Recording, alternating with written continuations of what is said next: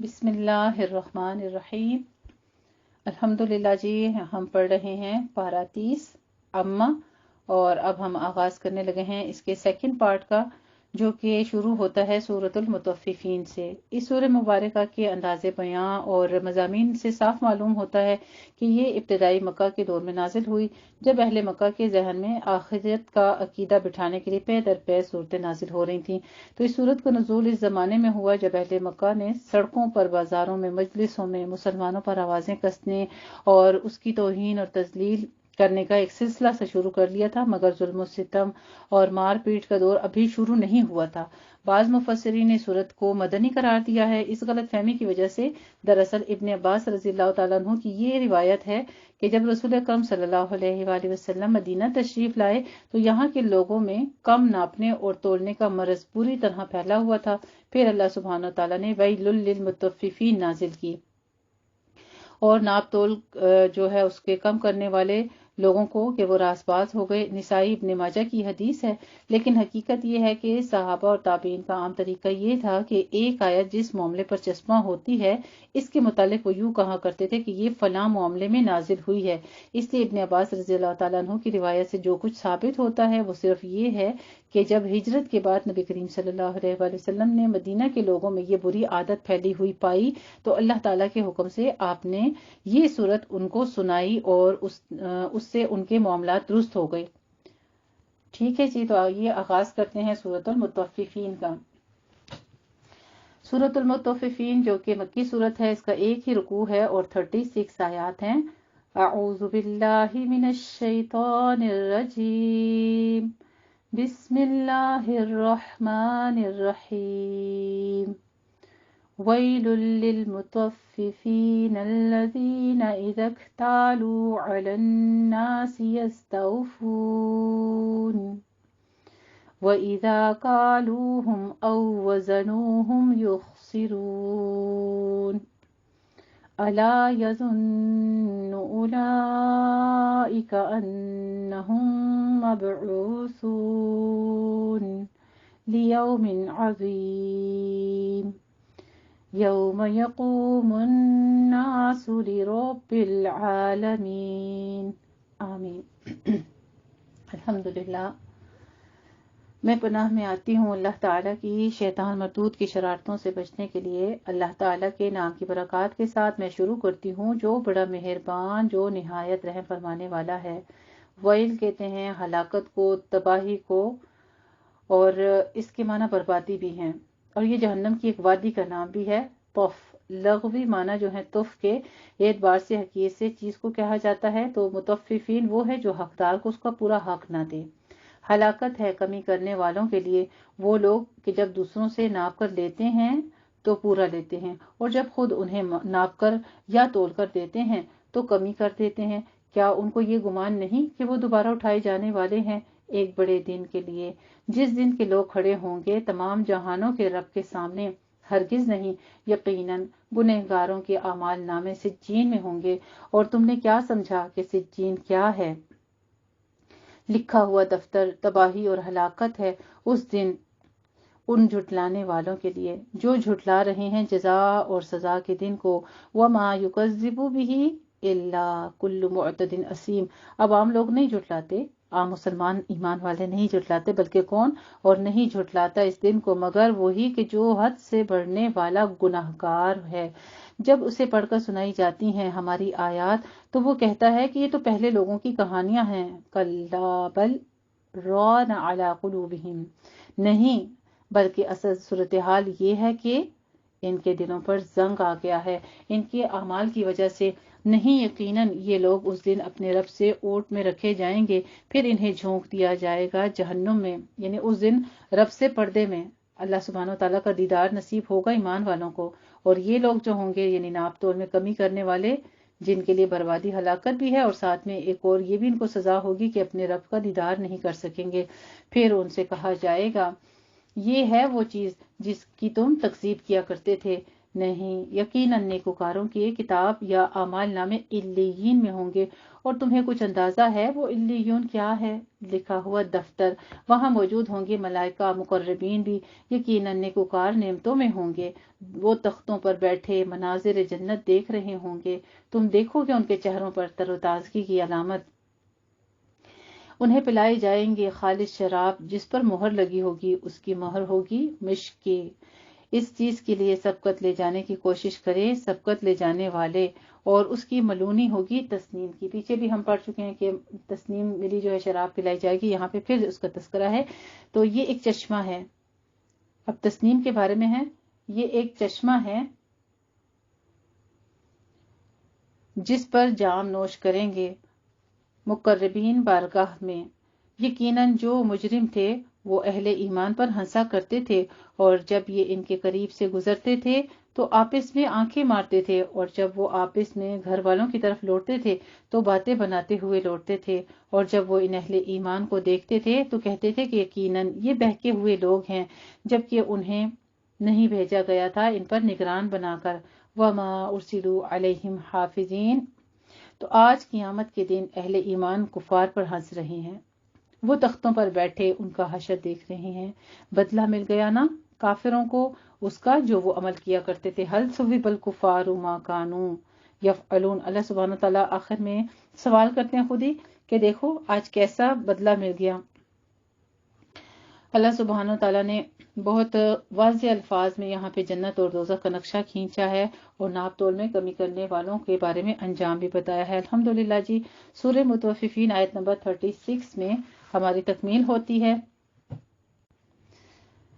الحمدللہ جی، اس کے بعد ہم آغاز کرنے لگے ہیں سورۃ الانشقاق۔ یہ سورہ مبارکہ بھی ابتدائی مکی دور کی نازل شدہ صورتوں میں سے ہے۔ اس کے مضمون کی داخلی شہادت یہ بتا رہی ہے کہ ابھی ظلم و ستم کا دور شروع نہیں ہوا تھا، البتہ قرآن کی دعوت کو مکہ میں برملا جھٹلایا جا رہا تھا، اور لوگ یہ ماننے سے انکار کر رہے تھے کہ کبھی قیامت برپا ہوگی اور انہیں اپنے خدا کے سامنے جواب دہی کے لیے حاضر ہونا پڑے گا۔ لہٰذا اس صورت کا مضمون قیامت اور آخرت ہے۔ تو آئیے آغاز کرتے ہیں سورۃ الانشقاق کا، جو کہ مکی صورت ہے۔ اس کا ایک ہی رکوع ہے اور 25 آیات ہیں۔ بسم اللہ الرحمن الرحیم۔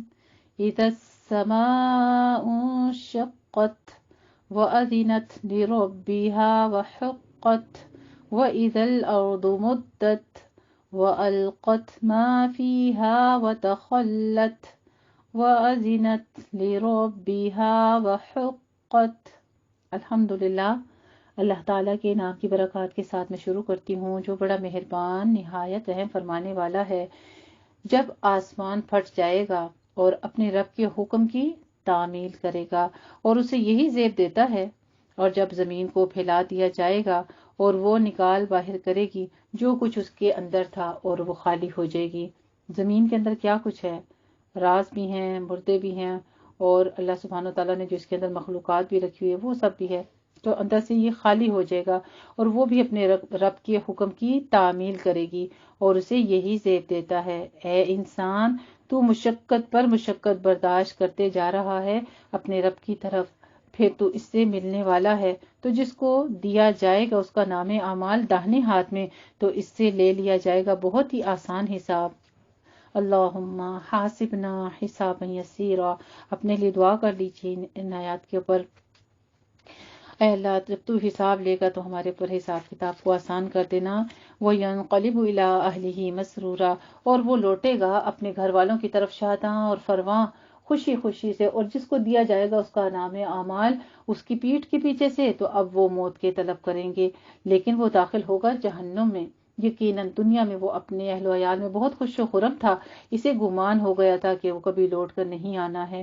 کیوں نہیں؟ یقیناً اس کا رب تو اسے خوب دیکھ رہا تھا۔ تو نہیں، مجھے قسم ہے شام کی سرخی کی، دیکھیے اللہ تعالیٰ نے شام کی جو شفق ہوتی ہے اس کی بھی قسم کھائی ہے، اور رات کی، اور ان چیزوں کی جن کو وہ سمیٹے ہوئے ہے، اور چاند کی جب وہ پورا ہو جائے۔ اسی طرح تم لازمن چڑھو گے درجہ بدرجہ۔ تو انہیں کیا ہو گیا ہے کہ یہ ایمان نہیں لاتے، اور جب انہیں قرآن پڑھ کر سنایا جاتا ہے تو یہ سجدہ نہیں کرتے۔ سمعنا واطعنا غفرانک ربنا والیک المصیر. اور یہاں پہ سجدہ وجہی للذی فطر السماوات والارض دعا بھی پڑھ لیجئے، دعائے سجدہ جو ہے، اور سجدہ ادا کر دیجئے گا. اگر باوضو حالت میں ہے تو ابھی جہاں تک ممکن ہو تو بھی آپ سجدہ کر سکتے ہیں. بل الذین کفروا یکذبون، بلکہ یہ کافر تو جھٹلا رہے ہیں، اور اللہ کو خوب معلوم ہے کہ یہ لوگ اپنے اندر کیا بھرے ہوئے ہیں. تو اے نبی کریم صلی اللہ علیہ وآلہ وسلم ان کو بشارت دے دیجئے دردناک عذاب کی، یعنی پینفل عذاب کی، ان کو خوشخبری. الا الذین آمنوا وعملوا الصالحات لہم اجر غیر ممنون، البتہ جو لوگ ایمان لائے اور جنہوں نے نیک عمل کیے ان کے لیے کبھی نہ ختم ہونے والا اجر ہے. تو کیا یہ زندگی کبھی ختم ہوگی؟ یہ ہے مننا یا منو، منن کے لغوی معنی ہے کسی چیز کو کاٹ دینے کے. ظاہر ہے جب کسی کو کاٹ دیا جاتا ہے تو انتہا ہو جاتی ہے. تو چنانچہ اجر غیر ممنون سے مراد ایسا اجر ہے جس کو ہمیشہ کے لیے پھر منقطع کبھی بھی نہیں کیا جائے گا. اللہ سبحانہ تعالیٰ ہمیں بھی ایسا ہی اجر عطا فرمائے، لیکن اس میں دیکھیں شرائط ہیں. ایمان تو نصیب ہو گیا، اللہ تعالیٰ کی ذات نے پیدا ایمان کے حال میں کر دیا، آگے عمل شرط ہے، اور وہ بھی نیک عمل، پورے عمل نہیں، نیک عمل. نیک عمل کون سے ہیں جو ہم اس کتاب میں قرآن مجید میں پڑھ چکے ہیں، وہ اختیار کرنے پڑیں گے. الحمدللہ جی، یہاں پہ سورہ انشقاق ہماری آیت نمبر 25 پر تکمیل ہوتی ہے، اور ہم آغاز کرتے ہیں سورۃ البروج کا. یہ سورہ مبارکہ مکہ معظمہ کے اس دور میں نازل ہوئیں جب کفار مکہ مسلمانوں کو سخت سے سخت عذاب دے کر ایمان سے پھیر دینے کی کوشش کر رہے تھے. چنانچہ اس میں کفار کو ان کے ظلم و ستم کے برے انجام سے خبردار کیا گیا ہے، اور اہل ایمان کو تسلی دی گئی ہے کہ اگر وہ ان مظالم کے مقابلے میں ثابت قدم رہیں گے تو ان کو اس کا بہترین اجر ملے گا، اور اللہ تعالیٰ ظالموں سے بدلہ ضرور لے گا. تو آئیے آغاز کرتے ہیں سورۃ البروج کا، جو کہ مکی صورت ہے. اس کا ایک ہی رکوع ہے اور 22 آیات ہیں. بروج برج کی جمع ہے، اور برج آپ کو پتہ ہے جو آسمان پہ اللہ سبحانہ تعالیٰ نے لگائے ہیں نشانیوں کے لیے. برجوں سے مراد آسمان کے عظیم الشان ستارے اور سیارے لیے گئے ہیں. تو یہاں یعنی قیامت کا دن جو آ کر رہے گا اس کے بارے میں تذکرہ ہے.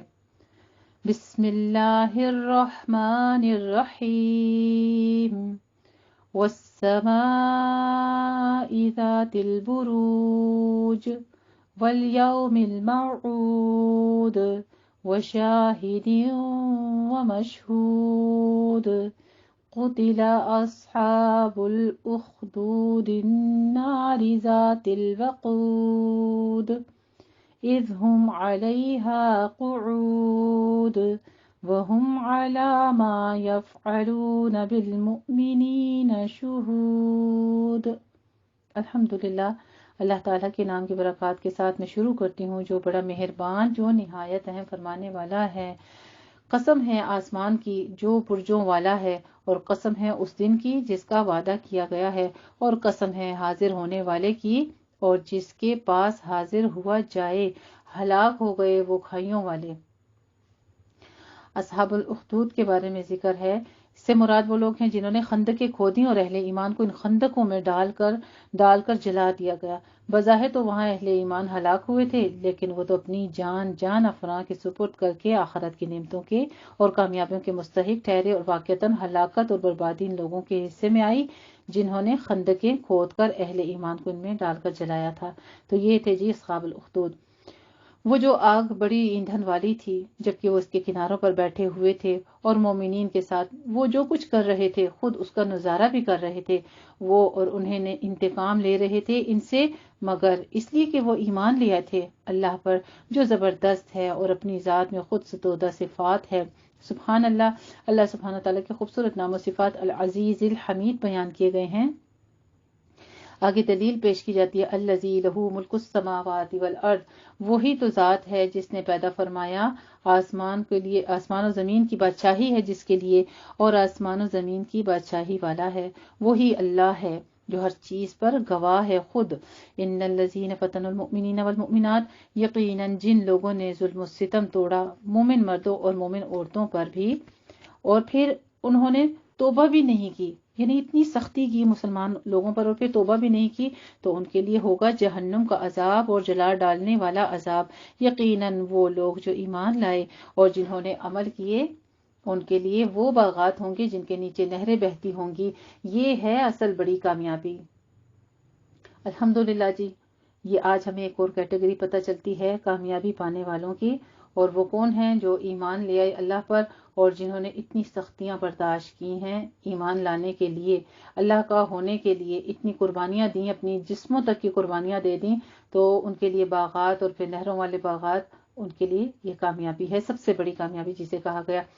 یقیناً تیرے رب کی پکڑ بہت سخت ہے، وہی ہے جو پہلی بار پیدا فرماتا ہے اور وہی اعادہ بھی کرے گا، اور وہ بخشنے والا بھی ہے، محبت کرنے والا بھی ہے۔ سبحان اللہ، سبحان اللہ۔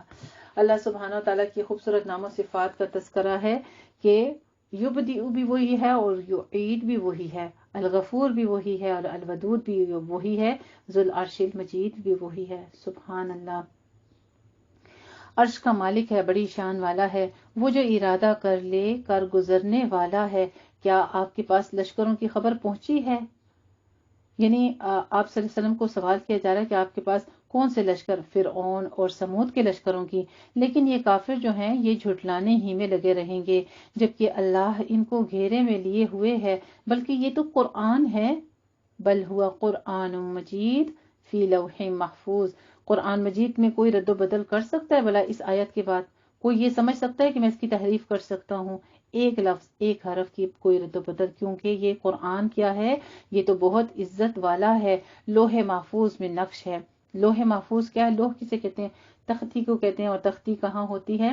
یعنی اصل قرآن مجید اللہ تعالیٰ کے یہاں لوح محفوظ میں ہے، جس مقام کا ذکر یہاں ہے لوح محفوظ کے نام سے ہوا ہے، سورۃ الزخرف کی آیت نمبر 4 میں اسے ام الکتاب، سورۃ الواقعہ کی آیت میں 78 میں کتاب مکنون، اور سورۃ عبس کی آیت نمبر 13 اور 14 میں اسے صحف مکرمۃ مرفوعۃ مطہرہ بھی کہا گیا ہے۔ الحمدللہ رب العالمین۔ یہاں پہ ہماری سورۃ البروج آیت نمبر 22 پر تکمیل ہوتی ہے، اور ہم آغاز کرنے لگے ہیں الحمدللہ سورۃ الطارق کا۔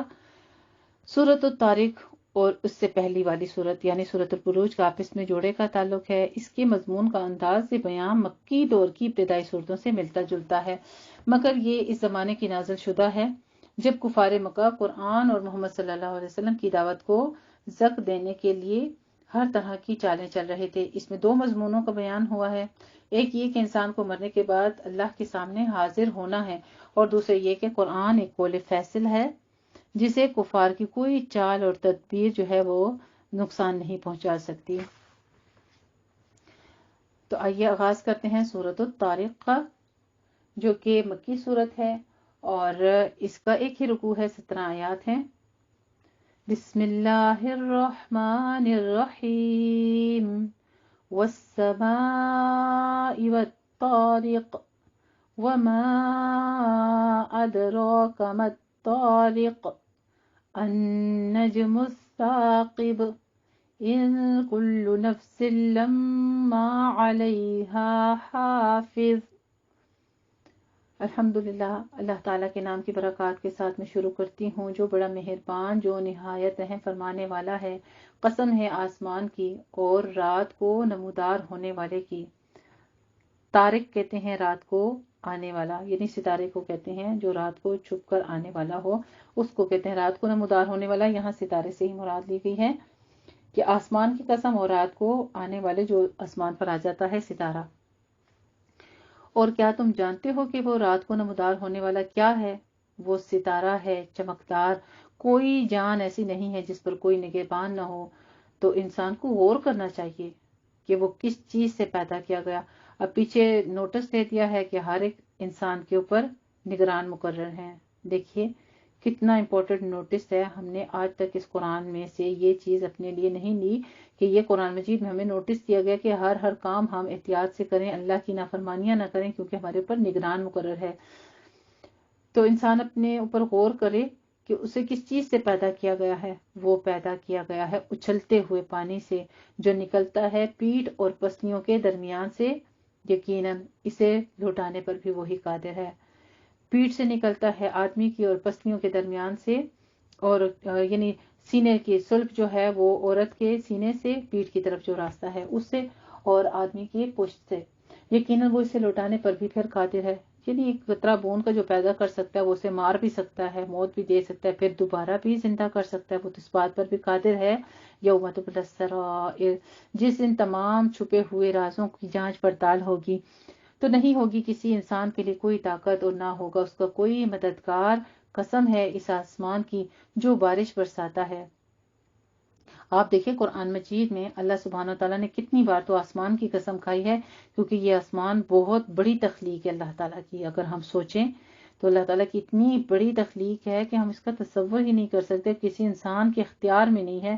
بڑے بڑے محل تعمیر کر لیں، پوری دنیا کا احاطہ کر لیں، لیکن آپ آسمان جیسی تخلیق کوئی نہیں کر سکتا، کوئی سائنسدان اس کے تصور بھی نہیں کر سکتا۔ قسم ہے آسمان کی جو بارش برساتا ہے وقفے وقفے سے، اور قسم ہے اس زمین کی جو پھوٹ پڑتی ہے۔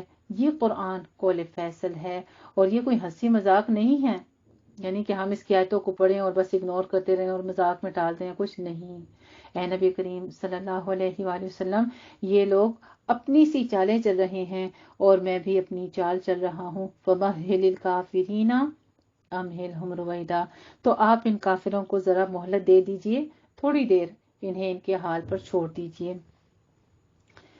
الحمدللہ رب العالمین جی، یہاں پر آیت نمبر 17 پر سورۃ الطارق ہماری کمپلیٹ ہوتی ہے، اور یہ آپ صلی اللہ علیہ وسلم کو بہت خوبصورت انداز میں صبر کی آپ کو تلقین کی جا رہی ہے، جیسا کہ سورہ قاف میں بھی ہے اور مزید صورتوں میں بھی۔ تو یہاں پر بھی آپ کو تسلی دی جا رہی ہے کہ آپ ان کی تکالیف پر صبر سے کام لیجئے بس، اور ہمارے فیصلے کا انتظار کیجئے۔ الحمدللہ جی، ہم آغاز کرتے ہیں اب سورۃ الاعلیٰ کا، اور سورۃ الاعلیٰ اور سورۃ الغاشیہ مل کر جوڑا بناتی ہیں۔ حضور صلی اللہ علیہ وآلہ وسلم جمعہ اور عیدین کی نمازوں کی پہلی رکعت میں اکثر سورۃ الاعلیٰ اور دوسری رکعت میں سورۃ الغاشیہ کی تلاوت فرمایا کرتے تھے۔ حضور صلی اللہ علیہ وسلم کے اس انتخاب کی وجہ یہ سمجھ آتی ہے کہ ان دونوں صورتوں میں تذکیر کا خصوصی حکم ہے، یعنی سورۃ الاعلیٰ آیت نمبر 9 اور سورۃ الغاشیہ آیت نمبر 21، جبکہ ان دونوں نمازوں میں بھی تذکیر کا رنگ زیادہ نمایاں ہے۔ ظاہر ہے ان دونوں نمازوں کے مواقع پر خطبات کا اہتمام خصوصی طور پر تذکیر کے لیے ہی کیا جاتا ہے۔ تو آئیے آغاز کرتے ہیں سورۃ الاعلیٰ کا، جو کہ مکی صورت ہے۔ اس کا ایک ہی رکوع ہے اور 19 آیات ہیں۔ بسم اللہ الرحمن الرحیم، سبح اسم ربک الاعلی، الذی خلق فسوى والذی قدر فہدى والذی اخرج المرعى فجعله غثاء احوى۔ الحمدللہ جی، اللہ تعالیٰ کے نام کی برکات کے ساتھ میں شروع کرتی ہوں، جو بڑا مہربان، جو نہایت رحم فرمانے والا ہے۔ سبح اسم ربک الاعلی، پاکی بیان کرو اپنے رب کے نام کی جو بہت بلند و بالا ہے۔ تو آپ صلی اللہ علیہ وسلم کا معمول تھا کہ آپ اس کے بعد فرمایا کرتے تھے سبحان ربی الاعلی، جس نے ہر چیز کو پیدا کیا، پھر تناسب کیا، اور جس نے ہر شے کا اندازہ مقرر کیا، پھر اسے فطری ہدایت عطا فرما دی۔ سبحان اللہ، یعنی فطرت سے ہر ایک چیز کو ہدایت نصیب کر دی گئی ہے۔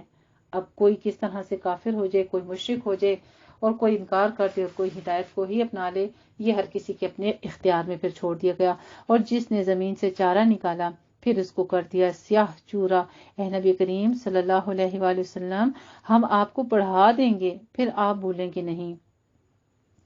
سنقرئک فلا تنسیٰ الا ما شاء اللہ، اللہ رب العزت ہم سب کو بھی اس پورے قرآن مجید کو اچھے طریقے سے پڑھا دے، صحیح فہم کے ساتھ پڑھنے کی توفیق عطا فرما دے، اور اس طرح پڑھیں کہ ہمیں کبھی بھی نہ بھولے۔ اللہ جیسے تو چاہے گا ہمیں ویسا یاد کروا دے، پر ہم یہی چاہتے ہیں کہ ہمیں ایسا یاد کروا جیسا تجھے پسند ہے، کہ ہم کبھی بھی اس کلام کو دوبارہ بھولیں نہ، اس پر عمل ہمیشہ کرتے رہیں، اور اسی میں ہماری آخرت ہو، اسی میں ہمارے آخری سانسیں گزریں۔ انہ یعلم الجہر وما یخفی، سوائے اس کے جو اللہ چاہے، یقیناً وہ جانتا ہے اونچی آواز میں کہی بات بھی، اور جو مخفی رکھی بات ہے اسے بھی وہ جانتا ہے، اور ہم رفتہ رفتہ پہنچائیں گے آپ کو آسانی تک۔ تو آپ یاد دہانی کراتے رہیے گا، اگر یاد دہانی فائدہ دے، وہ نصیحت حاصل کرے گا جو کہ ڈرتا ہے۔ البتہ جس کو اشقا کہا گیا ہے، بدبخت، بہت بڑا بدبخت ہے وہ جو اس سے پہلو تہی کرے گا، جو آخر کار داخل ہوگا بڑی آگ میں، پھر نہ اس میں وہ مرے گا نہ وہ زندہ رہے گا۔ یقیناً وہ کامیاب ہو گیا جس نے خود کو پاک کر لیا اور اس نے اپنے رب کا نام لیا اور نماز پڑھی۔ سبحان اللہ جی، یہاں پہ ہمیں کامیابی پانے والوں کی اولئک هم المفلحون ہی کی ایک اور کیٹیگری یہ پتہ چلتی ہے جو کہ کامیابی پانے والے ہیں۔ وہ کون لوگ ہیں؟ جو کہ اللہ پر ایمان لاتے ہیں اور اللہ کا ذکر کرتے ہیں، اس کی نماز پڑھتے ہیں اور دنیاوی زندگی نہیں چاہتے بلکہ آخرت کی ہی زندگی جو کہ باقی رہنے والی ہے اسی کو چاہتے ہیں اپنے رب کے ساتھ ہمیشہ ہمیشہ۔ تو یہاں پہ آگے فرما دیا آخری آیت میں ان ھذا لفی الصحف الاولی صحف ابراہیم و موسیٰ، جبکہ آخرت بہتر ہے۔ یعنی اللہ سبحانہ تعالیٰ نے جہاں دنیاوی زندگی کا ذکر کیا وہاں پہ کہہ دیا کہ آخرت بہتر ہے، تو ہمیں ہمیشہ کیا مانگنا چاہیے؟ پھر آخرت مانگنی چاہیے، کیونکہ وہی باقی رہنے والی ہے، ہمیشگی کی زندگی بقا ہی جو ہے وہ آخرت میں ہے۔ یقیناً یہی بات اگلے صحیفوں میں بھی درج ہے، کس کے؟ ابراہیم علیہ السلام کے اور موسیٰ علیہ السلام کے صحیفوں میں۔ تو اس سے ہمیں پتہ چلتا ہے کہ ان کے صحیفے جو ہیں آج بھی کسی نہ کسی شکل میں موجود ہیں، البتہ حضرت ابراہیم علیہ السلام کے صحائف کا آج بظاہر کہیں نشان نہیں ملتا۔ اس حوالے سے میرے یہاں پہ یہ رائے بھی بتائی گئی ہے کہ اس رائے کا اظہار قبل ازیں بھی متعدد بار ہو چکا ہے کہ ہندوؤں کے انپشد جو ہے حضرت ابراہیم علیہ السلام کے صحائف کی بگڑی ہوئی شکلیں ہیں۔ بہرحال واللہ علم، لیکن واضح طور پہ بیان کہیں پر تذکرہ نہیں ملتا ہے کہ وہ کہاں پر ہیں اور اب ان کی تعلیمات جو ہیں وہ بھی عام طور پر نہیں ملتی ہیں۔ الحمدللہ جی، سورۃ الاعلیٰ آیت نمبر 19 پر ہماری سورت تکمیل ہوتی ہے اور ہم آغاز کرتے ہیں سورۃ الغاشیہ کا۔ اس سورہ مبارکہ کا پورا مضمون اس امر پر دلالت کرتا ہے کہ یہ بھی ابتدائی زمانے کی نازل شدہ صورتوں میں سے ہے، مگر یہ وہ زمانہ تھا جب حضور صلی اللہ علیہ وآلہ وسلم تبلیغ عام شروع کر چکے تھے اور مکہ کے لوگ بالعموم اسے سن سن کر نظر انداز کیے جا رہے تھے۔ یہ بات ذہن میں رہنی چاہیے کہ ابتدائی زمانے میں رسول اللہ صلی اللہ علیہ وآلہ وسلم کی تبلیغ زیادہ تر دو ہی باتیں لوگوں کے ذہن نشین کرنے پر مرکوز تھیں، ایک توحید اور دوسرے آخرت، اور اہل مکہ ان دونوں باتوں کو قبول کرنے سے انکار کر رہے تھے۔ اس پس منظر کو سمجھ لینے کے بعد اب اس سورت کے مضمون اور انداز کا بیان پر غور کیجیے۔ سورۃ الغاشیہ جو کہ مکی صورت ہے، اس کا ایک ہی رکوع ہے اور 26 آیات ہیں۔ بسم اللہ الرحمن الرحیم، هل اتاک حدیث الغاشیہ، وجوہ یومئذ خاشعہ، عاملۃ ناصبہ، تصلی نارا حامیہ، تسقى من عین آنیہ۔ الحمدللہ، اللہ تعالیٰ کے نام کی برکات کے ساتھ میں شروع کرتی ہوں جو بڑا مہربان، جو نہایت رحم فرمانے والا ہے۔ حل اتاکا، سوال ہو رہا ہے کیا پہنچ چکی ہے آپ صلی اللہ علیہ وآلہ وسلم کے پاس اس ڈھانپ لینے والی آفت کی خبر؟ غوشیہ بھی کسے کہتے ہیں؟ قیامت کا ہی ایک نام ہے، یعنی قیامت کی خبر جو پوری کائنات کو اپنی لپیٹ میں لے لے گی۔ تو یہ نقشہ جو ہے قیامت کا کھینچا جا رہا ہے۔ بہت سے چہرے اس دن ذلیل ہوں گے، مشقت زدہ، تھکے ماندے، وہ داخل ہوں گے دہکتی ہوئی آگ میں، انہیں پلایا جائے گا پانی ایک کھولتے ہوئے چشمے سے، نہیں ہوگا ان کے لیے کھانا، کچھ بھی نہیں ہوگا سوائے خاردار جھاڑیوں کے جو نہ تو موٹا کرے گا اور نہ ہی بھوک کو مٹائے گا۔ بہت سے چہرے اس دن تر و تازہ بھی ہوں گے، وہ اپنی کوشش کے نتائج پر راضی ہوں گے، وہ ہوں گے عالی مقام جنت میں، وہ اس میں کوئی لغو بات نہیں سنیں گے۔ اس میں ایک چشمہ ہے بہتا ہوا، اس میں اونچے اونچے تخت ہیں اور جام قرینے سے رکھے ہوئے اور قالین بچھے ہوئے، صف در صف، اور مخمل کے نہالچے جگہ جگہ پھیلے ہوئے ہوں گے۔ تو کیا یہ لوگ دیکھتے نہیں اونٹوں کو کہ انہیں کیسے بنایا گیا؟ اور کیا یہ دیکھتے نہیں، یعنی اونٹ کا ذکر اس لیے ہے کہ اونٹ آپ دیکھیں کہ کتنی بڑی سی ایک سواری ہے نا، ایک کتنا بڑا جانور ہے، اس کی گردن دیکھیں، اس کا منہ دیکھیں، اس کے اندر پانی اکٹھا کرنے کا ذخیرہ دیکھیں، اور پھر انسان کے لیے اس کو مسخر کرنا دیکھیں، اللہ رب العزت کے یہ بھی قدرت نا۔ تو اونٹوں کا ذکر اس لیے کہ اونٹوں کی ہی سواریاں عربوں میں زیادہ مشہور تھیں اور اس لیے ان کا تذکرہ قرآن مجید میں زیادہ ہے۔ اور کیا یہ دیکھتے نہیں آسمان کو کہ کیسے بلند کیا گیا ہے، اور کیا یہ دیکھتے نہیں پہاڑوں کو کہ کیسے گاڑ دیے گئے ہیں، اور کیا یہ دیکھتے نہیں زمین کی طرف کہ کیسے بچھا دی گئی ہے؟ تو اے نبی کریم صلی اللہ علیہ وآلہ وسلم فذکر انما انت مذکر لست علیہم بمسیطر، تو اے نبی کریم صلی اللہ علیہ وآلہ وسلم آپ یاد دہانی کراتے رہیے، یعنی آپ ایک بار نصیحت کر کے چھوڑ نہ دیں بلکہ آپ بارہا بار نصیحت کرتے رہیے۔ آپ تو بس یاد دہانی کرانے والے ہیں، آپ ان پر کوئی داروغہ نہیں ہیں، مگر جس نے منہ موڑا اور کفر کیا تو اس کو اللہ عذاب دے گا، سب سے بڑا عذاب۔ ان الینا ایابہم ثم ان علینا حسابہم، اے نبی کریم صلی اللہ علیہ وآلہ وسلم ان سب کو ہماری ہی طرف لوٹ کر آنا ہے، پھر ان سب کا ہمارے ذمے ہے حساب لینا۔ اللہم حاسبنا حسابا یسیرا، آپ صلی اللہ علیہ وآلہ وسلم تذکیر اور یاد دہانی کے حوالے سے اپنا فرض ادا کرتے جائیے، ان کی جواب دہی اور حساب کا معاملہ آپ صلی اللہ علیہ وآلہ وسلم ہم پر چھوڑ دیں۔ یہ وہی انداز اسلوب ہے جو کہ اس گروپ کی صورتوں میں قبل ازیں بھی کئی بار آ چکا ہے۔ اس دور میں نازل ہونے والی صورتوں میں مشرکین کو مہلت دینے کا ذکر بہت خصوصیت کے ساتھ آیا ہے۔ مثلاً سورۃ المزمل میں فرمایا گیا وَذَرْنِي وَالْمُكَذِّبِينَ أُولِي النَّعْمَةِ وَمَهِّلْهُمْ قَلِيلًا، آپ صلی اللہ علیہ وآلہ وسلم مجھے اور ان جھٹلانے والوں کو چھوڑ دیں جو بڑی نعمتوں سے نوازے گئے ہیں، اور ابھی آپ صلی اللہ علیہ وآلہ وسلم انہیں کچھ مہلت دیں۔ اسی طرح سورۃ الطارق کی آخری آیت میں بھی یہ مضمون خصوصی اسلوب کے ساتھ آیا ہے۔ اس آیت میں اس مفہوم کے دو صیغے مہل اور امہل باب تفعیل اور باب افعال سے آئے ہیں۔ یہاں فرمایا ہے کہ ان سب کو لوٹ کر ہماری ہی طرف آنا ہے، پھر ان کا حساب ہمارے ذمے ہے۔ اللہم حاسبنا حسابا یسیرا، اللہم حاسبنا حسابا یسیرا، اللہم حاسبنا حسابا یسیرا، آمین یا رب العالمین۔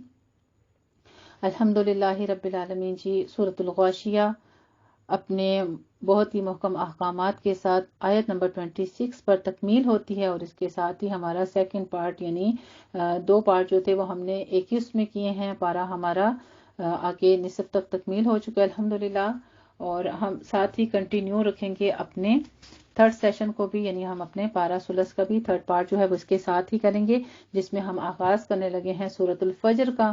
اس سورہ مبارکہ کے مضامین سے ظاہر ہوتا ہے کہ اس زمانے میں نازل ہوئی تھی جب مکہ مکرمہ میں اسلام قبول کرنے والوں کے خلاف ظلم کی چکی چلنے شروع ہو چکی تھی۔ اسی بنا پر اہل مکہ کو عاد اور سمود اور فرعون کے انجام سے خبردار کیا گیا ہے۔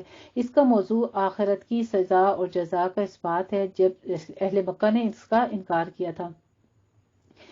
تو اس صورت میں بھی اللہ تعالیٰ کی عدالت کے لگائے جانے کا تذکرہ فرما دیا گیا ہے، اور اس سے پہلے بھی جتنے انبیاء تھے ان کے اطمینان قلب کے لیے اس قسم کے آیات مبارکہ کا نزول ہو چکا۔ اللہ رب العزت ان سے راضی ہوگا اور وہ اسے عطا کر دے گا، وہ اجر سے راضی ہوں گے۔ ایسے انہیں دعوت دی جائے گی اور وہ رب کے پاس اپنے پسندیدہ بندوں میں شامل ہوں گے اور جنت میں بھی داخل ہوں گے۔ بہت خوبصورت آیت ہے اس سورت کی لاسٹ آیات مبارکہ۔ تو آئیے آغاز کرتے ہیں سورت فجر کا، جو کہ مکی سورت ہے، اس کا ایک ہی رکوع ہے اور 30 آیات ہیں۔ والفجر بسم اللہ الرحمن الرحیم، والفجر وليال عشر، والشفع والوتر، واللیل اذا یسر، هل فی ذلک قسم لذی حجر، ألم تر كيف فعل ربك بعاد۔ الحمدللہ، اللہ تعالیٰ کے نام کی برکات کے ساتھ میں شروع کرتی ہوں جو بڑا مہربان نہایت رحم فرمانے والا ہے۔ قسم ہے فجر کی، اور قسم ہے 10 راتوں کی، اور قسم ہے جفت کی اور طاق راتوں کی۔ جفت اور طاق، فجر کی جو 10 فجر سے پہلے جو 10 ذی الحجہ ہے اس کی رات گزر چکی ہوتی ہے، اس لیے ان 10 ذی الحجہ کی راتوں کی مفسرین نے زیادہ تر یہی کہا ہے کہ ان کا تذکرہ ہے۔ اور قسم ہے رات کی جب وہ گزرنے لگے، کیا اس میں کوئی قسم دلیل ہے ان لوگوں کے لیے جو عقل مند ہیں؟ کیا تم نے دیکھا نہیں کیا کیا تھا آپ کے رب نے عاد کے ساتھ، اور وہ ارم جو ستونوں والے تھے جن کی مانیں نہیں پیدا کیے گئے دنیا میں ملکوں میں، اور سمود کے ساتھ کیا کیا آپ کے رب نے جنہوں نے وادی میں چٹانوں کو تراشا تھا، اور فرعون کے ساتھ کیا کیا جو میخوں والا تھا جنہوں نے اپنے اپنے ملکوں میں سرکشی اختیار کی تھی، سو انہوں نے ان میں بکثرت فساد پھیلا دیا تھا، تو دے مارا ان کو اوپر آپ کے رب نے عذاب کا کوڑا، بے شک آپ کا رب تو سرکشوں اور مفسدوں کی طاق میں ہے۔ پھر ساتھ ہی فرماتے ہیں فَأَمَّا الْإِنسَانُ إِذَا مَا ابْتَلَاهُ رَبُّهُ فَأَكْرَمَهُ وَنَعَّمَهُ فَيَقُولُ رَبِّي أَكْرَمَنِ۔ انسان کا معاملہ یہ ہے کہ جب اس کا رب اسے آزماتا ہے، پھر اسے عزت دیتا ہے اور اسے نعمتیں عطا کرتا ہے، تو وہ کہتا ہے کہ میرے رب نے مجھے بڑی عزت دی۔ اور جب وہ اسے آزماتا ہے، پھر اس کا رزق اس پر تنگ کر دیتا ہے، تو وہ کہتا ہے کہ میرے رب نے مجھے ذلیل کر دیا۔ ایسا ہرگز نہیں ہے، بلکہ تم لوگ یتیم کی عزت نہیں کرتے، اور نہ ہی تم لوگ آپس میں مسکینوں کو کھانا کھلانے کی ترغیب دیتے ہو، اور تم ساری کی ساری میراث سمیٹ کر کھا جاتے ہو، اور مال سے ٹوٹ کر محبت بھی کرتے ہو۔ ہرگز نہیں، جب زمین کو کوٹ کوٹ کر ہموار کر دیا جائے گا، پھر وہی قیامت کے دن کا منظر پیش کیا جا رہا ہے کہ جب زمین کو کوٹ کوٹ کر ہموار کر دیا جائے گا اور آپ کا رب جلوہ فرما ہوگا، جبکہ فرشتے قطار در قطار حاضر ہوں گے اور لے آئی جائے گی اس دن جہنم بھی، اس دن انسان کو سمجھ آئے گی۔ اب سمجھنے کا کیا فائدہ ہوگا، لیکن وہ کہے گا اے کاش میں نے اپنی زندگی کے لیے کچھ آگے بھیجا ہوتا، یعنی انسان اس دن صرف حسرت کرے گا، یقول یا لیتنی قدمت لحیاتی، ہے افسوس مجھے، کاش میں نے اپنی زندگی کے لیے کچھ آگے بھیجا ہوتا۔ تو اس دن اللہ تعالیٰ جو عذاب دے گا ویسا عذاب کوئی نہیں دے سکتا، اور اس کا سب باندھنا کوئی اور نہیں باندھ سکتا۔ یا ایتھا النفس المطمئنہ ارجعی الی ربک راضیۃ مرضیہ فادخلی فی عبادی وادخلی جنتی۔ کہا جائے گا اے نفس مطمئنہ، اے اطمینان پکڑنے والی جان، اب لوٹ جاؤ اپنے رب کی طرف، اس حال میں کہ تم اس سے راضی ہو، وہ تم سے راضی ہو، وہ تم سے خوش ہو، تو داخل ہو جاؤ میرے نیک بندوں میں اور داخل ہو جاؤ میری جنت میں۔ الحمدللہ جی، یہ انعام یافتہ لوگوں سے کہا جائے گا، خوش قسمت لوگوں کے مراتب کی بلندی جو ہے اس کا تصور پیش کیا گیا ہے کہ اللہ سبحانہ و تعالیٰ اس طرح سے فرمائیں گے اللہم ربنا اجعلنا منہم، اللہم ربنا اجعلنا منہم، اللہم ربنا اجعلنا منہم، آمین یا ربنا آمین۔ الحمدللہ جی، اس کے ساتھ ہی ہماری سورۃ الفجر آیت نمبر 30 پر تکمیل ہوتی ہے، اور ہم آغاز کرتے ہیں سورۃ البلد کا۔ اس سورہ مبارکہ کا مضمون اور انداز بیاں ابتدائی مکی دور کی صورتوں میں سے ہے، اور جب حضور صلی اللہ علیہ وسلم کے ساتھ دشمن جو تھے وہ بہت زیادتی اور ظلم پر اتر آئے تھے، اس وقت یہ سورت جو تھی نازل ہوئی۔ سورت میں ایک بہت بڑے مضمون کو چند مختصر سے جملوں میں سمیٹ دیا گیا ہے، اور یہ قرآن کا کمال اعجاز ہے کہ ایک پورا نظریہ حیات جسے مشکل سے ایک کتاب میں بیان کیا جا سکتا ہے، اس چھوٹی سی سورت کے چھوٹے چھوٹے فقروں میں نہایت مؤثر طریقے سے بیان کر دیا گیا ہے۔ اس کا موضوع دنیا میں انسان کی اور انسان کے لیے دنیا کی صحیح حیثیت سمجھانا، اور یہ بتانا ہے کہ اللہ تعالیٰ نے انسان کے لیے سعادت اور شقاوت کے دونوں راستے کھول رکھے دیے ہیں، ان کو دیکھنے اور ان پر چلنے کے وسائل بھی اسے فراہم کر کے دیے ہیں، اور اب یہ انسان کی اپنی کوشش اور محنت پر موقوف ہے کہ وہ سعادت کی راہ پر چل کر اچھے انجام کو پہنچتا ہے یا شقاوت کی راہ اختیار کر کے برے انجام سے دوچار ہوتا ہے۔ تو آئیے آغاز کرتے ہیں سورۃ البلد کا، جو کہ مکی صورت ہے۔ اس کا ایک ہی رکوع ہے اور 20 آیات ہیں۔ بسم اللہ الرحمن الرحیم، لا اقسم بهذا البلد وانت حل بهذا البلد ووالد وما ولد لقد خلقنا الانسان في كبد۔ الحمدللہ، اللہ تعالیٰ کے نام کی برکات کے ساتھ میں شروع کرتی ہوں جو بڑا مہربان نہایت رحم فرمانے والا ہے۔ نہیں، میں قسم کھاتا ہوں اس شہر کی، یعنی شہر مکہ کی، اور اے نبی کریم صلی اللہ علیہ وآلہ وسلم آپ حلال کر لیے گئے ہیں اس شہر میں، اور قسم ہے والد کی اور اولاد کی، بے شک ہم نے انسان کو پیدا ہی محنت اور مشقت میں کیا ہے۔ کیا یہ سمجھتا ہے کہ اس کے اوپر کوئی قابو نہیں پا سکے گا؟ کہتا ہے میں نے تو ڈھیروں مال خرچ کر ڈالا، کیا اس کا گمان ہے کہ اسے کسی نے دیکھا نہیں؟ کیا ہم نے اس کو 2 آنکھیں نہیں دی ہیں؟ یعنی اپنے مال پر اتراتا ہے تو اپنی آنکھوں کی طرف تو ذرا دیکھیں، انسان کو اپنی ہی ذات کی طرف اللہ سبحانہ تعالیٰ متوجہ کرتے ہیں کہ آنکھیں تو دیکھے، کیا ہم نے نہیں دی؟ یہ خود اس نے اپنے پیسے سے کمائی ہیں، بلکہ یہ تو اللہ نے دی ہے نا۔ اپنی ان نعمتوں کی طرف غور و فکر کرواتے ہیں۔ اور ایک زبان اور 2 ہونٹ نہیں دیے، اور ہم نے اس کو راہ دکھلا دی 2 گھاٹیوں کی، لیکن وہ گھاٹی کو عبور نہ کر سکا۔ اور تمہیں کیا معلوم کہ وہ گھاٹی کون سی ہے؟ کسی گردن کا چھڑا دینا یا کھانا کھلا دینا بھوک کے دن میں اس یتیم کو جو قرابت دار بھی ہے، یا اس محتاج کو بھی جو مٹی میں رل رہا ہے۔ پھر وہ شامل ہوا ان لوگوں میں جو ایمان لائے اور جنہوں نے باہم ایک دوسرے کو صبر کی تلقین کی، اور باہم ایک دوسرے کو صبر کی تلقین بھی کی اور نصیحت کرتے رہے، رحمت کی بھی۔ اللہ سبحانہ تعالیٰ نے جس کو ادنا بنایا ہے، کس کو کمتر بنایا ہے، یہ تو اللہ تعالیٰ کا خاص ایک وہ ہے نا، جس کو گھڑت میں جیسا بنایا، کسی کو امیر بنایا، کسی کو غریب بنایا، لیکن کس کے اندر کتنا ایمان ہے، یہ اللہ رب العزت کی عطا کردہ بہت بڑی نعمت ہے۔ اور پھر فرما دیا اولئک اصحاب المیمنہ، ایک دوسرے کو ہمدردی کی، جنہوں نے نصیحت کی، یہ ہوں گے داہنے ہاتھ والے۔ اور پھر اس کے بارے میں یہ بھی فرما دیا گیا کہ والذین کفروا بآیاتنا هم اصحاب المشأمہ، کہ جو لوگ جنہوں نے انکار کیا ہماری آیات کا تو وہ ہوں گے بائیں ہاتھ والے، ان پر آگ بند کر دی جائے گی، یعنی ایک دفعہ ان کو اندر گھسا دیا جائے گا جہنم میں، اور پھر ان کے اوپر آگ کے شعلے جب چھوڑ دی جائیں گے تو پھر وہ وہیں پہ بند کر دیے جائیں گے۔ استغفر اللہ العظیم۔ الحمدللہ جی، یہاں پہ سورۃ البلد آیت نمبر 20 پہ ہماری تکمیل ہوتی ہے، اور ہم آغاز کرتے ہیں سورۃ الشمس کا۔ اور سورۃ الشمس اور اس کے بعد کی 3 صورتوں، سورۃ اللیل، سورۃ الضحیٰ اور انشراح کے لیے یہاں پر 4 سورہ نور و ظلمت کا مشترک عنوان تجویز کیا گیا ہے۔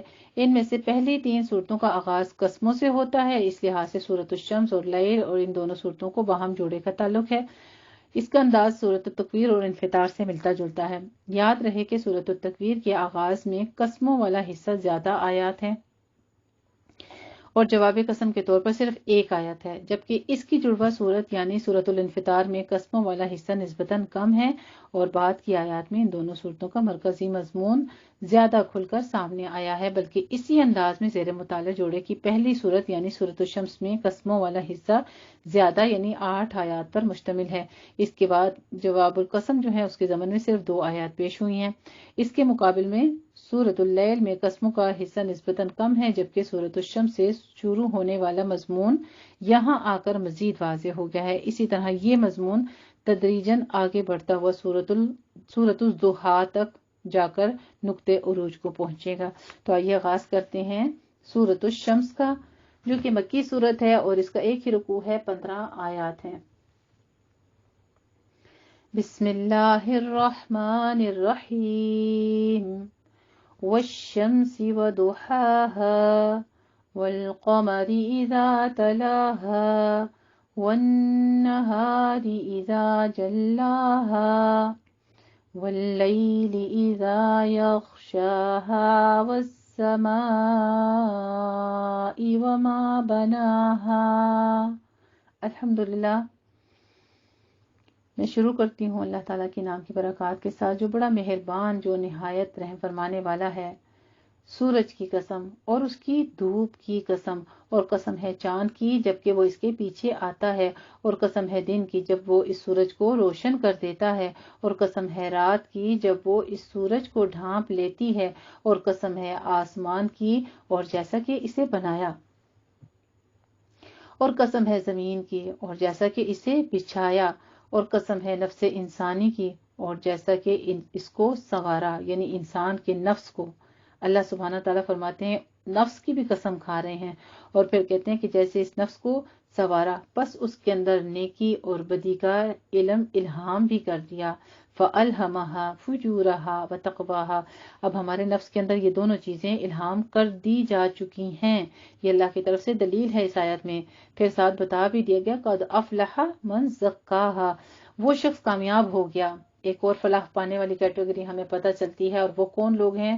جو اپنے نفس کو پاکیزہ کرتے ہیں، یعنی اپنے جسم کے ساتھ عملی طور پر تو وہ نیک صالح اعمال کرتے ہیں، لیکن اندر سے نفس غلیظ رہ جاتے ہیں۔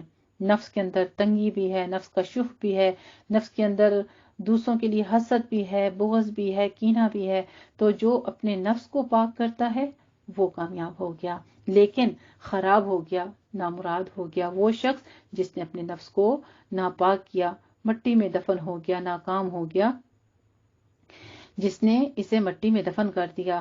قوم سمود نے بھی جھٹلایا تھا اپنی سرکشی کے باعث، جب اٹھ کھڑا ہوا ان کا سب سے شقی انسان، اشقاہا، سب سے بڑا بدبخت انسان، تو اللہ تعالیٰ کے رسول نے ان سے کہا کہ خبردار، یہ اللہ کی اونٹنی ہے اور یہ اس کے پانی پینے کا دن ہے۔ تو فدمدم علیہم ربہم بذنبہم فسواہا ولا یخاف عقباہا، یعنی حضرت صالح علیہ السلام کی نبوت کا جھٹلا دیا اور ان کی ہدایت کے لیے جو مبعوث کیے گئے تھے۔ یہاں پہ ہم اونٹنی کا ذکر اور یہ سارا موضوع پیچھے پڑ چکے ہیں، اور یہ کون سا شخص تھا اس کا بارے میں بھی سارا تذکرہ ہم پیچھے پڑ چکے ہیں پاروں میں انشاءاللہ تعالیٰ۔ اب ہم آگے تکمیل کرتے ہیں سورت کو، کہ انہوں نے اس کو جھٹلا دیا اور اونٹنی کی کونچیں کاٹ ڈالیں تو الٹ دیا ان پر عذاب ان کے رب نے ان کے گناہوں کی وجہ سے، اور سب کو برابر کر دیا اور وہ اس کے انجام سے نہیں ڈرتا۔ ولا یخاف عقباہا، یعنی اللہ نہیں ڈرتا، اللہ تعالیٰ کے حضور میں جو وہ کرنا چاہتا ہے وہ کر لیتا ہے۔ اللہ تعالیٰ کو اپنے اس فعل کے کسی برے نتیجے کا کوئی خوف ہی نہیں ہے کہ اس کے بعد کیا ہوگا۔ وہ پوری کائنات کا مالک ہے اور خالق ہے، تو وہ جو چاہے وہ کر سکتا ہے۔ اس نے پوری اس تقسیم کو، قوم کو ختم کر دینا ہے ایک دن، اور ان کی جگہ دوسری قوم لے آئی ہے، اس کے اختیار میں ہے۔ اس صورت میں پہلے انسانی نفس اور ضمیر کے حوالے سے انسان کی انفرادی کامیابی اور ناکامی کا ذکر ہوا، اور پھر قوم سمود کی مثال دے کر قوموں کے اجتماعی کامیابی اور ناکامی کا معیار بارے میں بتا دیا گیا۔ اس صورت کے مضمون کا تسلسل اگلی صورت میں بھی نظر آئے گا انشاءاللہ تعالی۔ تو یہاں پہ ہماری سورۃ الشمس جو ہے یہ تکمیل ہوتی ہے آیت نمبر 15 پر، اور ہم آغاز کرتے ہیں سورۃ اللیل کا۔ اس سورہ مبارکہ کا مضمون سورۃ الشمس سے اس قدر مشابہ ہے کہ یہ دونوں صورتیں ایک دوسرے کی تفسیر محسوس ہوتی ہیں۔ ایک ہی بات جسے سورہ شمس میں ایک ہی طریقے سے سمجھایا گیا، اس صورت میں دوسرے طریقے سے، تو اسے اندازہ ہوتا ہے کہ یہ دونوں قریب قریب ایک ہی زمانے میں نازل ہوئی ہیں۔ تو آئیے آغاز کرتے ہیں سورۃ اللیل کا، جو کہ مکی صورت ہے اور اس کا ایک ہی رکوع ہے، 21 آیات ہیں۔ بسم اللہ الرحمن الرحیم واللیل اذا یغشا والنہار اذا تجلی وما خلق الذکر والانثى ان سعیکم لشتی فأما من اعطى واتقى وصدق بالحسنى فسنيسره لليسرى۔ اللہ تعالیٰ کے نام کی برکات کے ساتھ میں شروع کرتی ہوں، جو بڑا مہربان، جو نہایت رحم فرمانے والا ہے۔ قسم ہے رات کی جب وہ ڈھانپ لیتی ہے، اور قسم ہے دن کی جب وہ روشن ہو جاتا ہے، اور قسم ہے اس کی جو اس نے پیدا کیے، اور نر اور مادہ، بے شک تمہاری کوشش الگ الگ ہے، یعنی ہر انسان کی کوشش الگ الگ ہے۔ تو جس نے عطا کیا اور تقوی اختیار کیا، یعنی جس نے اللہ تعالیٰ کی عطا کر لی، اطاعت اختیار کی اور تقوی اختیار کیا، اور اس نے تصدیق کی، اچھی بات کی، تو اس کو ہم رفتہ رفتہ آسان منزل جنت تک پہنچا دیں گے۔ اور جس نے بخل کیا اور بے پرواہی اختیار کی، وَكَذَّبَ بِالْحُسْنَى، اور جھٹلا دیا اچھی بات کو، تو اس کو ہم رفتہ رفتہ مشکل منزل جہنم تک پہنچا دیں گے۔ جنت کی طرف کیا کہا؟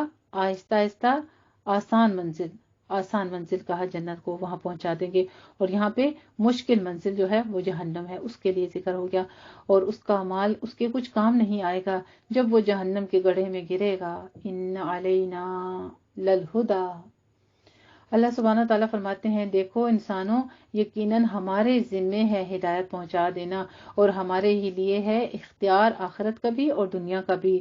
پر دیکھو میں نے تمہیں خبردار کر دیا ہے، بھڑکتی ہوئی آگ سے نہیں پڑے گا اس میں مگر وہ جو انتہائی بدبخت ہے، جس نے جھٹلایا اور منہ پھیرا، اور بچا لیا گیا اس سے جو انتہائی متقی ہے۔ بڑا بدبخت کون ہو سکتا ہے آپ کی نظر میں؟ آپ یہ دیکھیں تو بڑا بدبخت جو ہے وہ کون ہو سکتا ہے؟ اس سے زیادہ جہنم کے گڑھے کا مستحق کون ہو سکتا ہے؟ جس انسان کو آخری رسول صلی اللہ علیہ وآلہ وسلم کی آ جانے کے بعد بھی حقیقت نظر نہ آتی ہو، تو ایسا شخص جو ہے وہ سب سے بڑا بدبخت ہے۔ اللہ تعالیٰ کی ذات جو ہے اس آیت کے بارے میں تقریباً تمام مفسرین متفق ہیں کہ اس کے مصداق حضرت ابوبکر صدیق رضی اللہ تعالیٰ عنہ ہیں، کیونکہ قبل ازیں آیت 5 اور 6 میں جن 3 اوصاف کا ذکر ہوا ہے وہ اس امت کی جس شخصیت میں کمال نظر تھے وہ حضرت ابوبکر صدیق کی شخصیت تھی، تصدیق بالحسنہ کے حوالے سے فرما رہے ہیں۔ الذی یؤتی مالہ یتزکیٰ، جو اپنا مال دیتا ہے اپنے نفس کو پاک کرنے کے لیے، اور اس کے ذمے ہے کسی کا احسان نہیں جس کا وہ بدلہ چکا رہا ہو، بلکہ وہ تو خرچ کر رہا ہے صرف اپنے بلند و برتر پروردگار کی رضا کے لیے، رضا جوئی کے لیے، اور وہ عنقریب اس سے راضی ہو جائے گا۔ وَلَسَوْفَ يَرْضَىٰ، اور اللہ تعالیٰ اس سے، یہاں پر یرضا کے ضمیر کا اشارہ بیک وقت اللہ کی طرف ہی ہے، یعنی اس شخص کی صفات بیان کرنے کے بعد اللہ تعالیٰ نے ابو بکر صدیق کی جو صفات تھیں ان کی طرف اشارہ کرتے ہوئے کہہ دیا کہ وہ اس سے راضی ہو گئی، رضی اللہ عنہم ورضوا عنہ، جیسی بشارت جو ہے وہ ان کو دی گئی۔ اگر اللہ کا یہ بندہ اپنا مال صرف اللہ تعالیٰ کی رضا جوئی کے لیے لٹا رہا ہے تو اللہ تعالیٰ ضرور اس سے راضی ہو جائے گا اور اسے وہ سب کچھ عطا کرے گا جو کہ اس کے لیے اللہ تعالیٰ نے رکھ دیا ہے، اور وہ اس سے خوش ہو جائے گا۔ الحمدللہ جی، یہاں پہ ہماری سورۃ اللیل جو ہے وہ آیت نمبر 21 پر تکمیل ہوتی ہے۔ الحمدللہ جی، آگے ہم آغاز کرتے ہیں سورۃ الضحیٰ کا، اور سورۃ الضحیٰ کا خلاصہ یہ ہے کہ ابتدائی بعثت میں حضور صلی اللہ علیہ وسلم پر نزول وحی کا سلسلہ کچھ عرصہ جاری رہا اور پھر اچانک رک گیا تھا۔ جب یہ وقفہ زیادہ طویل ہوا تو اس کا علم آپ صلی اللہ علیہ وآلہ وسلم کے مخالفین کو بھی ہوا، اور آغاز میں اس کی تفسیر آپ کے ساتھ مختصر بیان کر چکی ہوں، جس کے پیش نظر سورۃ الضحیٰ جو ہے اس کا نزول ہوا تھا۔ تو آئیے آغاز کرتے ہیں سورۃ الضحیٰ کا، جو کہ مکی صورت ہے اور اس کا ایک ہی رکوع ہے، 11 آیات ہیں۔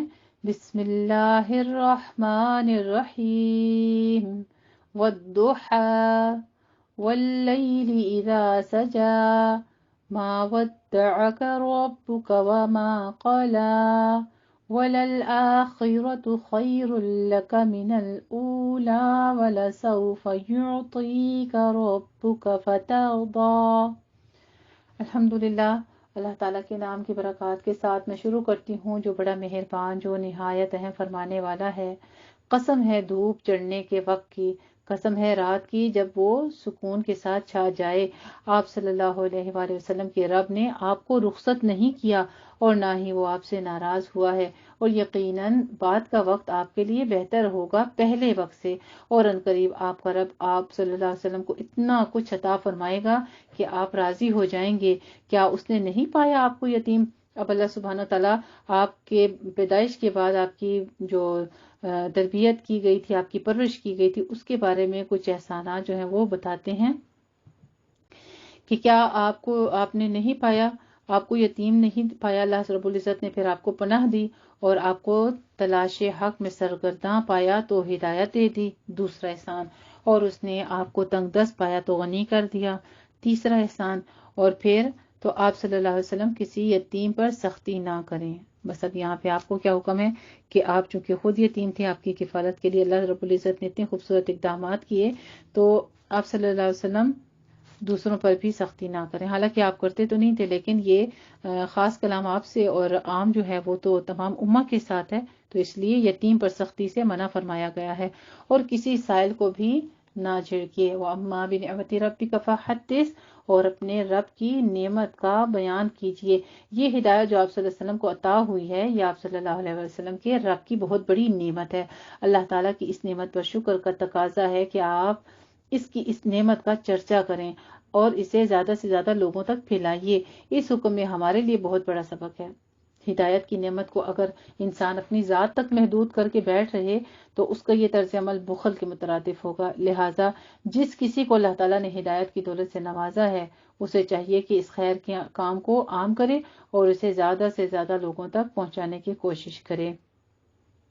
الحمدللہ رب العالمین جی، یہاں پہ سورۃ الضحیٰ آیت نمبر 11 پر تکمیل ہوتی ہے، اور ہم آغاز کرتے ہیں سورۃ الم نشرح کا۔ تو اس سورہ مبارکہ کا مضمون سورہ ضحیٰ سے اس قدر ملتا جلتا ہے کہ یہ دونوں صورتیں قریب قریب ایک ہی زمانے میں اور ایک جیسے حالات میں نازل ہوئی۔ حضرت عبداللہ بن عباس رضی اللہ تعالیٰ عنہ کا کہنا ہے کہ یہ مکہ معظمہ میں والضحیٰ کے بعد نازل ہوئی۔ اس کا مقصد و مدعا جو ہے وہ بھی رسول اللہ صلی اللہ علیہ وسلم کو تسلی دینا ہے۔ نبوت سے پہلے حضور صلی اللہ علیہ وآلہ وسلم کو کبھی ان حالات سے سابقہ پیش نہ آیا تھا جن کا سامنا نبوت کے بعد دعوت اسلامی کا آغاز کرتے ہوئے یکا یک آپ کو کرنا پڑا۔ یہ خود آپ صلی اللہ علیہ وآلہ وسلم کی زندگی میں ایک انقلاب عظیم تھا جس کا کوئی اندازہ آپ کو قبل نبوت کی زندگی میں نہیں تھا۔ تو اسلام کی تبلیغ آپ صلی اللہ علیہ وسلم نے کیا شروع کی کہ دیکھتے ہی دیکھتے وہی معاشرہ آپ کے دشمن ہو گیا تھا اور ہاتھوں ہاتھ آپ کو تکالیف دینے، گالیاں دینے اور آپ کو مشکلات میں ڈالنے کے لیے شروع ہو گئے تھے۔ غرض یہ ابتدائی زمانہ آپ صلی اللہ علیہ وسلم کے لیے نہایت دل شکن تھا۔ اسی بنا پر آپ صلی اللہ علیہ وسلم کو تسلی دینے کے لیے پہلے سورۃ الضحیٰ نازل کی گئی اور پھر اس سورت کا نزول ہوا۔ تو آئیے آغاز کرتے ہیں سورۃ الم نشرح کا، جو کہ مکی سورت ہے اور اس کا ایک ہی رکوع ہے اور 8 آیات ہیں۔ بسم اللہ الرحمن الرحیم الم نشرح لک صدرک ووضعنا عنک وزرک الذی انقض ظہرک ورفعنا لک ذکرک۔ الحمدللہ، اللہ تعالیٰ کے نام کی برکات کے ساتھ میں شروع کرتی ہوں جو بڑا مہربان، جو نہایت رحم فرمانے والا ہے۔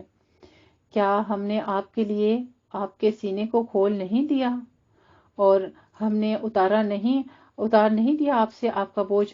یعنی جب ہم کوئی کام شروع کرتے ہیں تو وہ ہمیں ذرا اسٹرگل میں ڈال دیتا ہے، مشکل میں ڈال دیتا ہے، وہ کرنا مشکل لگتا ہے، لیکن آہستہ آہستہ وہی کام آسان ہو جاتا ہے۔ تو پیچھے آپ کو تسلیاں دی جا رہی تھیں، آپ کے کفالت سے آغاز ہوا اور پھر یہاں پہ آپ پہ تبلیغ کے جو کام تھے، یعنی شروع میں آپ کو جب پڑھنا نہیں آتا تھا، ایک بچہ ہے ہی نبی امی ہیں تو ان کے لیے کسی چیز کا علم حاصل کرنا مشکل تھا بہت زیادہ۔ پھر آہستہ آہستہ اللہ تعالیٰ نے سینے کو کشادہ کیا، علم کی وسعت ہوئی، علم کو یاد کروایا اور آپ سے وہ بوجھ اتار دیا جو علم و عمل کا تھا، آسانی پیدا فرما دی۔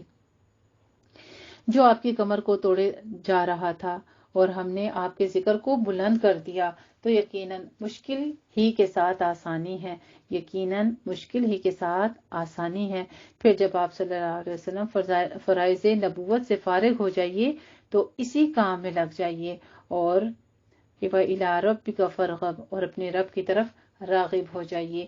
یعنی آپ صلی اللہ علیہ وسلم کو حکم کیا دیا جا رہا ہے کہ دنیا کے مشغولات سے آپ جب فارغ ہوا کریں تو پھر آپ کیا کریں؟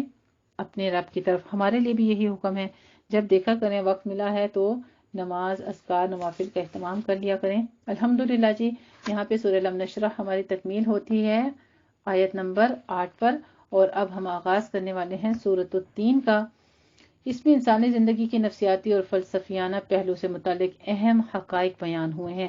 بنیادی طور پر اس سورت کا مضمون چونکہ انسان کی تخلیق سے متعلق ہے، اس لیے اسے سمجھنے کے لیے نفس انسانی کی تخلیق کے بارے میں سورۃ الشمس کی آیات فَأَلْهَمَهَا فُجُورَهَا وَتَقْوَاهَا کو پیش نظر رکھنا ضروری ہے۔ اس آیت میں اللہ سبحانہ تعالیٰ نے انسانی نفس کے بارے میں یہ حقیقت واضح فرما دی ہے کہ اس میں نیکی اور بدی کی تمیز الہام کر دی گئی ہے۔ اب اس حقیقت کو مد نظر رکھتے ہوئے آپ ایک ایسے انسان کا تصور کریں جس کی اخلاقی حس پوری طرح فعال بیدار ہو چکا ہے۔ ایسا انسان جب ایک بگڑے ہوئے معاشرے کو دیکھتا ہے، بدقسمتی سے آج ہمارا معاشرہ اجتماعی بگاڑ کا مثالی نقشہ بھی پیش کر رہا ہے، تو وہ سوچنے پر مجبور ہو جاتا ہے کہ شاید انسان بنیادی طور پر بہت گھٹیا اور گندی مخلوق ہے، اور یہ کہ شاید اس میں خیر نام کی کوئی چیز ہی نہیں ہے۔ اسی وجہ سے دور جدید کے تقریباً تمام ماہر نفسیات اس نقطے پر متفق ہیں کہ انسان کے اندر حیوانی دائیات یعنی پیٹ اور شہوت کے تقاضوں اور حب تفوق جسے کہتے ہیں یورج ٹو ڈونیٹ جسے کہا جاتا ہے کے علاوہ اور کوئی حس یا دایا سرے سے ہے ہی نہیں۔ یہ صورتحال ایک حساس انسان کے لیے یقیناً بہت مایوس کن ہے، لیکن اس کے برعکس یہ صورت ہمیں اس حقیقت سے آگاہ کرتی ہے کہ انسان صرف شر کا پتلا اور گناہ کی پوٹلی ہی نہیں بلکہ اس میں بہت اعلیٰ بلندیوں کی چھونے کی صلاحیت بھی ہے۔ تو آئیے آغاز کرتے ہیں سورۃ التین کا، جو کہ مکی سورت ہے اور اس کا ایک رکوع ہے، 8 ہی آیات ہیں۔ بسم اللہ الرحمن الرحیم والتین والزیتون وطور سینین وهذا البلد الأمین لقد خلقنا الإنسان فی احسن تقویم۔ الحمدللہ، اللہ تعالیٰ کے نام کی برکات کے ساتھ میں شروع کرتی ہوں جو بڑا مہربان، جو نہایت رحم فرمانے والا ہے۔ گواہ ہے انجیر، یا قسم ہے انجیر کی، اور گواہ ہے زیتون، اور گواہ ہے طور سینا، اور گواہ ہے یہ امن والا شہر۔ یعنی اس سے تین کے معنی انجیر کے ہیں، اور یہ بھی کہا جاتا ہے کہ قوم نوح علیہ السلام کے علاقے میں ایک بڑے پہاڑ کا نام بھی جبل تین تھا، اور یہ کہ حضرت نوح علیہ السلام نے اسی پہاڑ کے دامن میں 950 سال تک دعوت تبلیغ کے فرائض سر انجام دیے۔ اسی طرح زیتون سے مراد زیتون کا پھل اور درخت بھی ہے، اور وہاں پہاڑی بھی ہے جس پر حضرت عیسیٰ علیہ السلام اکثر تبلیغی خطبات دیا کرتے تھے۔ ان خطبات میں سے آپ علیہ السلام کا ایک خطبہ پہاڑی کے واعظ کے نام سے بھی مشہور ہے۔ تیسری قسم وطور سینین کا تعلق حضرت موسیٰ علیہ السلام کی ذات سے ہے۔ کوہ طور پر آپ علیہ السلام کو اللہ تعالیٰ سے ہم کلامی کا شرف حاصل ہوا، اور امن والے شہر مکہ سے مراد مکہ مکرمہ ہے، جہاں محمد صلی اللہ علیہ وآلہ وسلم اس سورت کے نزول کے وقت دعوت تبلیغ کا فریضہ انجام دے رہے تھے۔ پھر اللہ سبحانہ تعالیٰ فرماتے ہیں، ہم نے انسان کو بہترین ساخت میں پیدا کیا، پھر ہم نے لوٹا دیا اس کو پست ترین حالت کی طرف، سوائے ان لوگوں کے جو ایمان لائے اور انہوں نے نیک اعمال کیے۔ فَلَهُمْ أَجْرٌ غَيْرُ مَمْنُونٍ، تو ان کے لیے ایسا اجر ہوگا جس کا سلسلہ کبھی منقطع نہیں ہوگا۔ تو اس کے بعد کیا چیز تجھے آمادہ کرتی ہے انسان جزا اور سزا کے انکار سے؟ الیس اللہ بأحکم الحاکمین، کیا اللہ تمام حاکموں سے بڑا حاکم نہیں ہے؟ یعنی دنیا میں تم لوگ چھوٹے چھوٹے حاکموں کو تو دیکھتے ہو، وہ اپنے غداروں اور باغیوں کو دردناک سزا دیتے ہیں اور اپنے وفاداروں کو انعام و اکرام سے نوازتے ہیں۔ کیا دنیا میں تم نے ایسا کوئی حاکم اور بھی دیکھا ہے جو اپنے باغیوں اور وفاداروں کی صف میں ایک ہی طرح سب کو کھڑا کر دے؟ اگر دنیا میں محدود اختیار کا مالک کوئی حاکم ایسا نہیں کرتا تو وہ اللہ عز و جل اپنے فرما برداروں اور بندوں اور نافرمانوں کو کیسے برابر کر دے گا جو سب حاکموں کا حاکم ہے؟ کیا تم اللہ تعالیٰ کو حاکم الحاکمین نہیں مانتے؟ مسند احمد، سنن ترمذی، سنن نبی داؤد اور دیگر کتب حدیث میں حضرت ابو ہریرہ رضی اللہ تعالیٰ عنہ سے مروی ہے کہ رسول اللہ صلی اللہ علیہ وآلہ وسلم نے فرمایا کہ جب تم میں سے کوئی سورۃ التین پڑھے اور الیس اللہ بأحکم الحاکمین پر پہنچے تو کہے بلا وإن علی ذلک من الشاہدین، کیوں نہیں ہم اس پر شہادت دینے والوں میں سے ہوں۔ بعض روایات میں آتا ہے کہ حضور صلی اللہ علیہ وسلم جب یہ آیت پڑھتے تو فرماتے سبحانک فبلا، کہ پاک ہے تو، بس تو ہی سب سے اعلیٰ ہے، حاکم ہے۔ الحمدللہ رب العالمین جی، یہاں پہ ہماری سورۃ التین آیت نمبر 8 پر تکمیل ہوتی ہے اور ہم آغاز کرتے ہیں سورۃ العلق کا۔ سورۃ العلق کی ابتدائی 5 آیات کے بارے میں تمام مفسرین متفق ہیں کہ غار حرا میں حضور صلی اللہ علیہ وسلم پر جو وحی آئی تھی وہ ان آیات پر مشتمل تھی۔ حضرت عائشہ صدیقہ رضی اللہ تعالیٰ عنہا سے مروی ایک حدیث سے معلوم ہوتا ہے کہ حضور صلی اللہ علیہ وسلم پر وحی کی ابتدا سچے خوابوں سے ہوئی۔ رات کو آپ صلی اللہ علیہ وسلم جو خواب دیکھتے، دن کو اس کی تعبیر ہو بہو ویسی ہی سامنے آ جاتی۔ پھر آپ صلی اللہ علیہ وسلم خلوت گزینی کی طرف مائل ہو گئے۔ یہی وہ زمانہ تھا جب آپ صلی اللہ علیہ وسلم کئی راتوں تک غار حرا میں قیام فرمایا کرتے تھے۔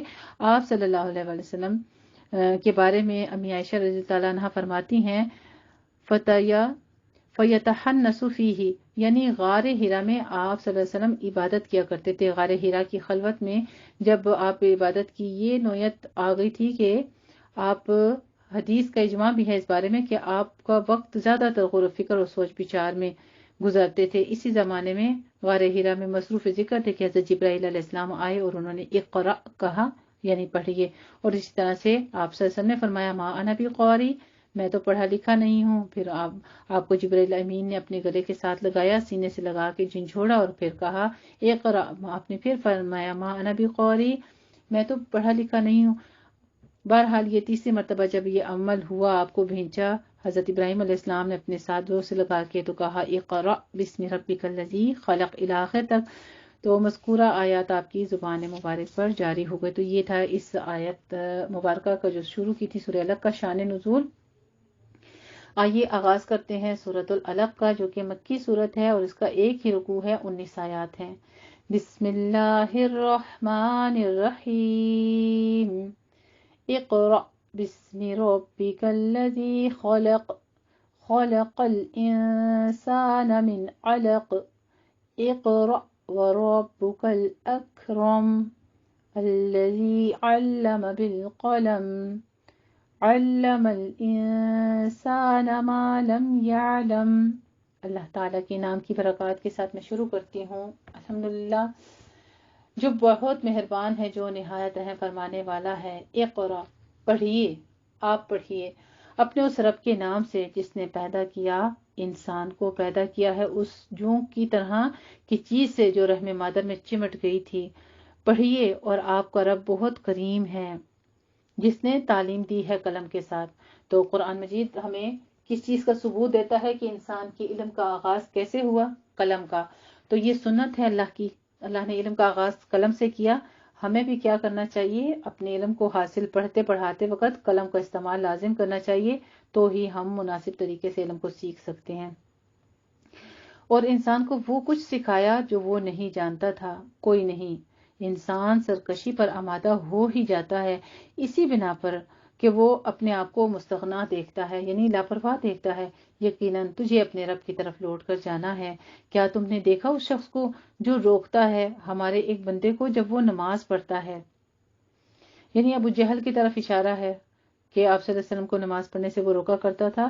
کیا تم نے غور کیا اگر وہ شخص ہدایت پر ہوتا یا وہ تقوی کی تعلیم دیتا، کیا تم نے سوچا کہ اس نے جو جھٹلایا ہے اور منہ موڑ لیا ہے، کیا یہ جانتا نہیں کہ اللہ دیکھ رہا ہے؟ کلا لئن لم ینتہ، ہرگز نہیں، اگر یہ باز نہ آیا تو ہم گھسیٹیں گے اس کی پیشانی کے بال پکڑ کر۔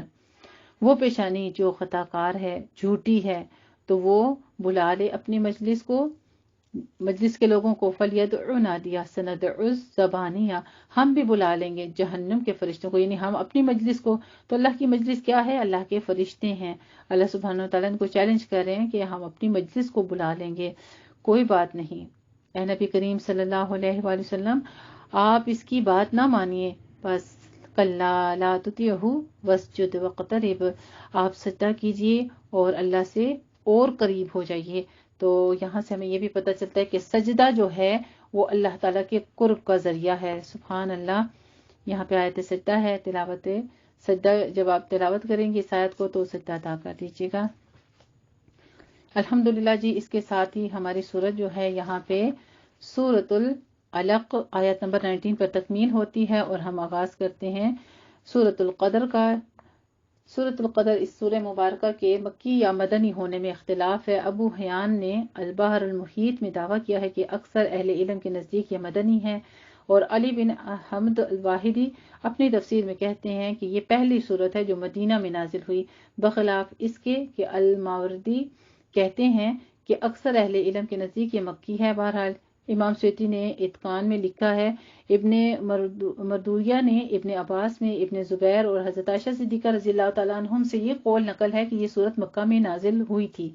سورت کے مضمون پر غور کرنے سے بھی یہی محسوس ہوتا ہے کہ اس کو مکہ میں ہی نازل ہونا چاہیے تھا۔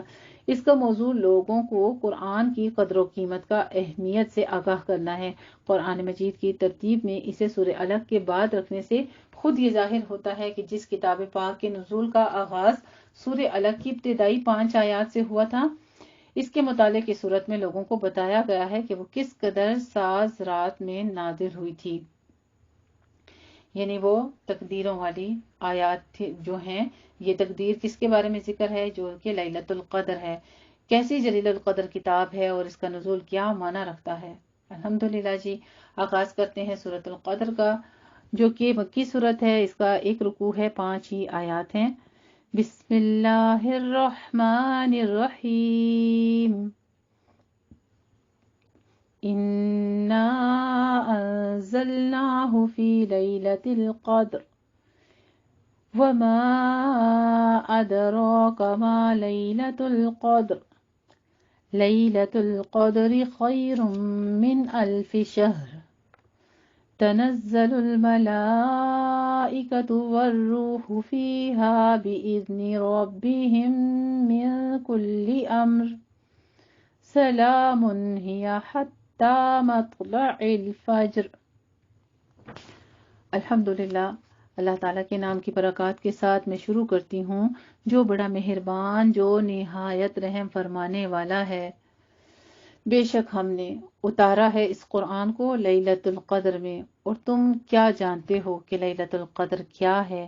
لیلۃ القدر کے بارے میں خود ہی اللہ سبحانہ تعالیٰ نے جواب بھی دے دیا کہ اس رات میں قرآن نازل کرنے کے دو مطلب ہو سکتے ہیں، کہ ایک یہ اس رات کو پورا قرآن مجید بھی لوح محفوظ سے حاملین وحی فرشتوں کے سپرد کر دیا گیا، اور پھر اللہ تعالیٰ کے حکم کے مطابق 23 سال کے دوران میں حضرت جبرائیل علیہ السلام اس کی آیات اور سورت رسول صلی اللہ علیہ وسلم پر نازل کرتے رہے۔ دوسرا مطلب یہ ہے کہ یہ قرآن کے نزول کی ابتدا اس رات سے ہوئی تھی۔ لیلۃ القدر 1000 مہینوں سے بہتر ہے۔ اس رات میں اترتے ہیں فرشتے اور روح اپنے رب کے حکم سے، ہر کام کے لیے سراسر سلامتی ہے۔ یہ رات رہتی طلوع فجر تک۔ اور لیلۃ القدر میں حضرت جبرائیل علیہ السلام اور فرشتوں کا خصوصی نزول دراصل اللہ تعالیٰ کے احکام کی تعمیل اور تنفیذ کے حوالے سے ہوتا ہے۔